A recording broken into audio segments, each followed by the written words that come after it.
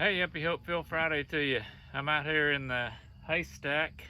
Been a busy week this week. I put up 100 acres of hay. You can see all the bales there behind me. Looking pretty good. We're gonna sell most all of those. Prairie hay did 2 tons per acre. I was pretty impressed with that. Wanted to talk to you a little bit today on this Hopeville Friday.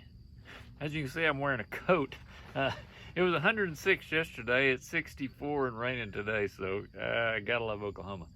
But thinking about hope, I heard one thing I get to do when I'm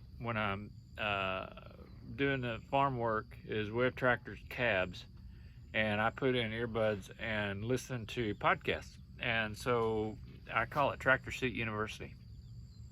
And I was listening to a micro podcast, and he cited a study, and I went back and looked it up. But it was a guy in 1950, a scientist in 1950, I believe, that did a experiment on rats.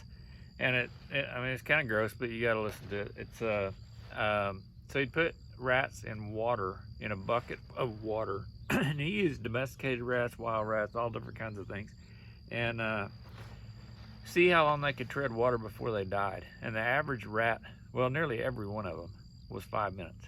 5 minutes and they were out. And so he took one rat, left it in there like 4 minutes, pulls it out, dries it off, and just doesn't let it, like regain its whole strength. He just dries it off, lets it sit for a few minutes, like less than 15 minutes. Puts it back in there, and the rat lasts 60 hours. So he went from 5 minutes on the average rat to 60 hours. And the only thing that the scientists could come up with was the difference between treading water and lasting for 5 minutes and treading water and lasting for 60 hours was hope. So when the rat was rescued and dried off, someone pulled him out. In his little brain, it gave him hope. And he went for 60 hours with the hope that someone would come and rescue him again. That's profound. I mean, if we can get a hold of that, hopefully I'm smarter than a rat. And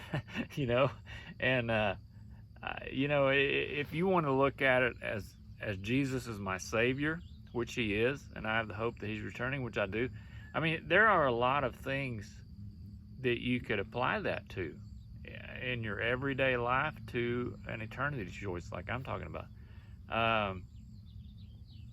Man, that's profound.